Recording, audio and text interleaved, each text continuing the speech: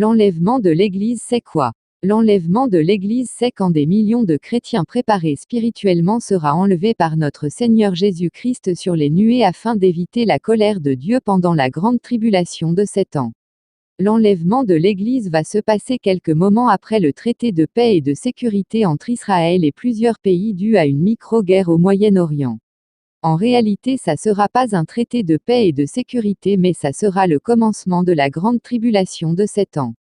Voici la preuve que lors de notre enlèvement on sera enlevé et changé en un clin d'œil. 1 Thessaloniciens chapitre 4, versets 15 à 17. Voici, en effet, ce que nous vous déclarons d'après la parole du Seigneur, nous les vivants, restés pour l'avènement du Seigneur, nous ne devancerons pas ceux qui sont décédés.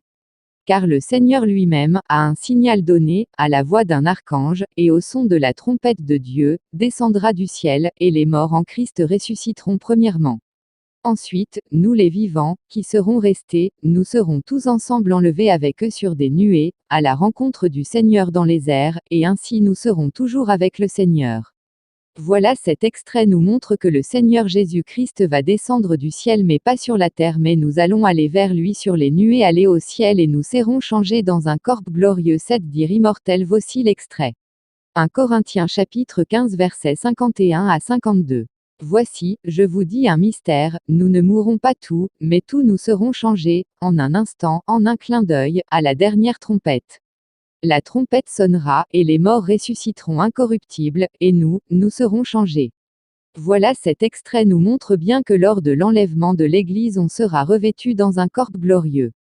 Mais avant l'enlèvement de l'Église, il faut qu'il y ait une micro-guerre au Moyen-Orient entre Israël et une coalition composée de la Russie et de l'Iran. Cette coalition font attaquer les montagnes Israël, voici l'extrait biblique qui le prouve. Ézéchiel chapitre 38, versets 1 à 23. La parole de l'Éternel me fut adressée, en ces mots, Fils de l'homme, tourne ta face vers Gog, au pays de Magog, vers le prince de Roche, de Méchec et de Tubal, et prophétise contre lui. Tu diras, ainsi parle le Seigneur, l'Éternel, voici, j'en veux à toi, Gog, prince de Roche, de Méchec et de Tubal. Je t'entraînerai, et je mettrai une boucle à tes mâchoires, je te ferai sortir, toi et toute ton armée, chevaux et cavaliers, tout vêtus magnifiquement, troupes nombreuses portant le grand bouclier et le petit bouclier, tout maniant l'épée. Et avec eux ceux de Perse, d'Éthiopie et de Pus, tout portant le bouclier et le casque, Gomer et toutes ses troupes, la maison de Togarma, à l'extrémité du septentrion, et toutes ses troupes, peuple nombreux qui sont avec toi. Prépare-toi, tiens-toi prêt, toi, et toute ta multitude assemblée autour de toi. Sois leur chef. Après bien des jours, tu seras à leur tête, dans la suite des années, tu marcheras contre le pays dont les habitants, échappés à l'épée, auront été rassemblés d'entre plusieurs peuples sur les montagnes d'Israël longtemps désertes. Retirés du milieu des peuples, ils seront tous en sécurité dans leur demeure, tu monteras, tu t'avanceras comme une tempête, tu seras comme une nuée qui va couvrir le pays, toi et toutes tes troupes, et les nombreux peuples avec toi. Ainsi parle le Seigneur, l'Éternel, en ce jour-là, des pensées s'élèveront dans ton cœur, et tu formeras de mauvais desseins. Tu diras, je monterai contre un pays ouvert, je fonderai sur des hommes tranquilles, en sécurité dans leur demeure, et qui habitent tout dans des villes sans murailles, et n'ayant ni verrou ni porte. J'irai faire du butin et me livrer au pillage, porter la main sur des ruines maintenant habitées, sur un peuple recueilli du milieu des nations, ayant des troupeaux et des propriétés, et occupant les lieux élevés du pays. Séba et Dedans, les marchands de Tarsis, et tous leurs lionceaux, te diront, viens-tu pour faire du butin? Est-ce pour piller que tu as rassemblé ta multitude, pour emporter de l'argent et de l'or, pour prendre des troupeaux et des biens, pour faire un grand butin? C'est pourquoi prophétise, Fils de l'homme, et dis à Gog, ainsi parle le Seigneur, l'Éternel, oui, le jour où mon peuple d'Israël vivra en sécurité, tu le sauras. Alors tu partiras de ton pays, des extrémités du septentrion, toi et de nombreux peuples avec toi, tout montés sur des chevaux, une grande multitude, une armée puissante. Tu t'avanceras contre mon peuple d'Israël, comme une nuée qui va couvrir le pays. Dans la suite des jours, je te ferai marcher contre mon pays, afin que les nations me connaissent, quand je serai sanctifié par toi sous leurs yeux, ô Gog. Ainsi parle le Seigneur, l'Éternel, est-ce toi de qui j'ai parlé jadis par mes serviteurs les prophètes d'Israël, qui ont prophétisé alors pendant des années, que je t'amènerai contre eux. En ce jour-là, le jour où Gog marchera contre la terre d'Israël, dit le Seigneur, l'Éternel, la fureur me montera dans les narines. Je le déclare, dans ma jalousie et dans le feu de ma colère, en ce jour-là, il y aura un grand tumulte dans le pays d'Israël.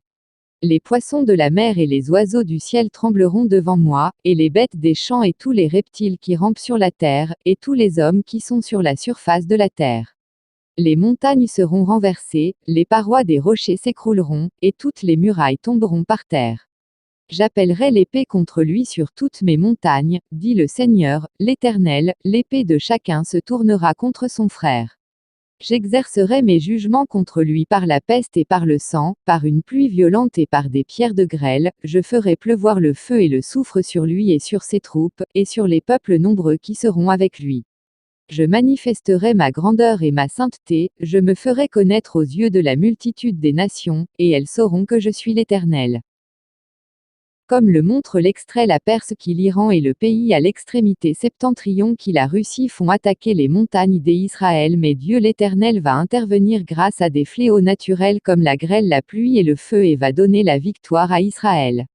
Le monde entier saura que Dieu a intervenu. Suite à cette guerre, l'Antéchrist va signer le traité de paix et de sécurité de 7 ans, mais en réalité ça sera 7 ans de tribulation, donc de souffrance. Je vous rappelle, pendant les 7 ans de tribulation, Dieu va déverser sa colère sur la terre. Dans le livre de l'Apocalypse, la colère de Dieu est représentée par les 7 sceaux, les 7 trompettes et les 7 coupes. À chaque fois qu'un sceau ou une trompette ou une coupe est déclenché par Dieu, il y a un désastre sur terre, comme Satan qui propulsait sur terre au milieu des 7 ans de tribulation. Voici l'extrait qui prouve qu'il y aura un traité de paix et de sécurité après cette guerre. C'est l'Antéchrist qui confirme le traité de paix et de sécurité. Daniel chapitre 9, versets 24 à 27.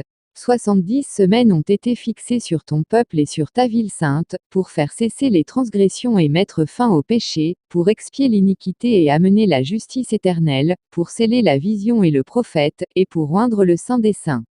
Sache-le donc, et comprends. Depuis le moment où la parole a annoncé que Jérusalem sera rebâtie jusqu'à loin, au conducteur, il y a 7 semaines, dans 62 semaines, les places et les fossés seront rétablis, mais en des temps fâcheux. Après les 62 semaines, un oint sera retranché, et il n'aura pas de successeur. Le peuple d'un chef qui viendra détruira la ville et le sanctuaire, et sa fin arrivera comme par une inondation, il est arrêté que les dévastations dureront jusqu'au terme de la guerre. Il fera une solide alliance avec plusieurs pour une semaine, et durant la moitié de la semaine il fera cesser le sacrifice et l'offrande, le dévastateur commettra les choses les plus abominables, jusqu'à ce que la ruine et ce qui a été résolu fondent sur le dévastateur. L'extrait biblique nous montre que l'Antéchrist fera une alliance pendant 7 ans. Une semaine prophétique égale 7 ans. Et au milieu des 7 ans l'Antéchrist il fera cesser cette alliance. Pendant les 7 ans de tribulation, je vous rappelle que l'Antéchrist va se proclamer Dieu dans le 3e temple à Jérusalem, mais faudra pas l'adorer, c'est un satanique, c'est pas le vrai Messie. Je vous rappelle aussi le faux prophète et l'Antéchrist font imposer une marque dans le monde entier qui sera la marque de l'Antéchrist, donc du diable, car l'Antéchrist est poussé par le diable.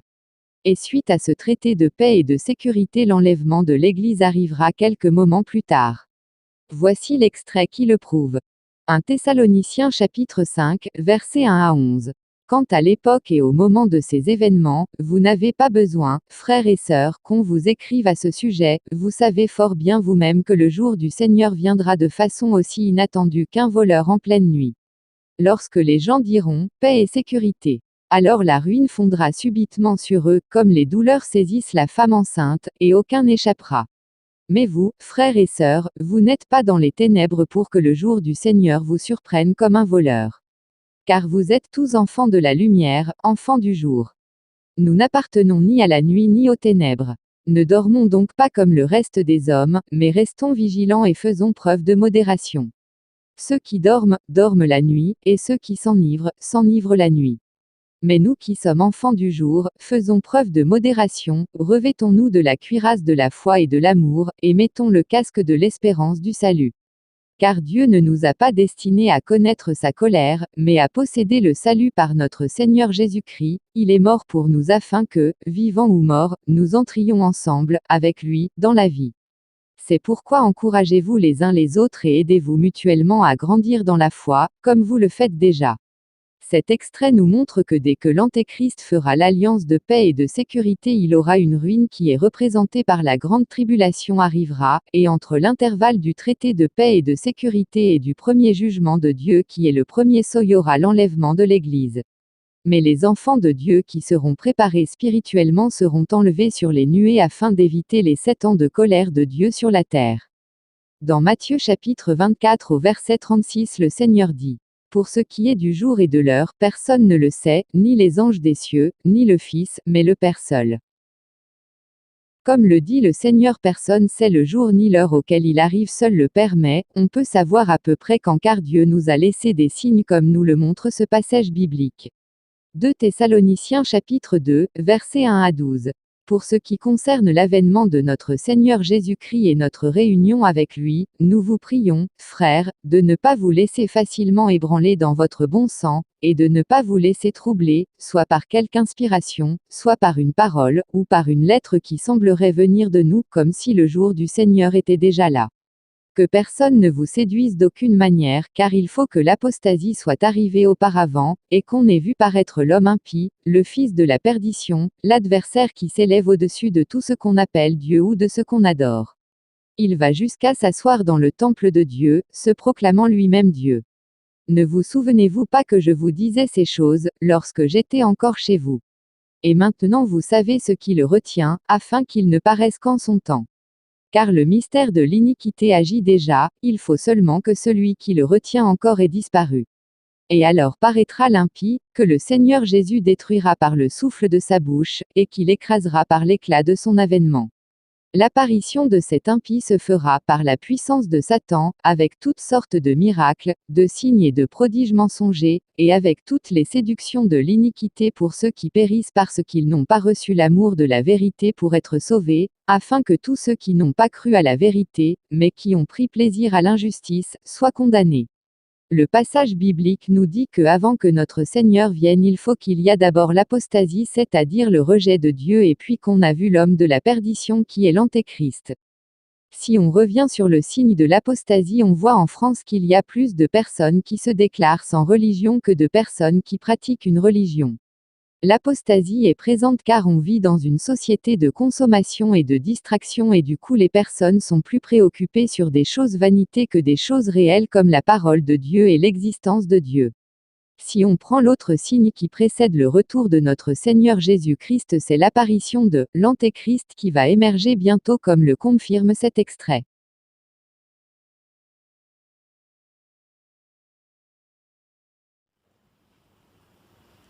Je crois que notre génération doit savoir que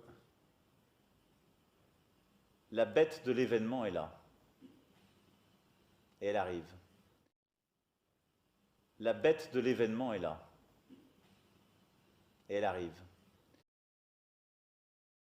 Le président de la République Emmanuel Macron dit que la bête de l'événement est là et elle arrive. L'Antéchrist est représenté par la bête dans le livre de l'Apocalypse. Et l'événement, c'est le gouvernement mondial ou le nouvel ordre mondial, c'est pareil.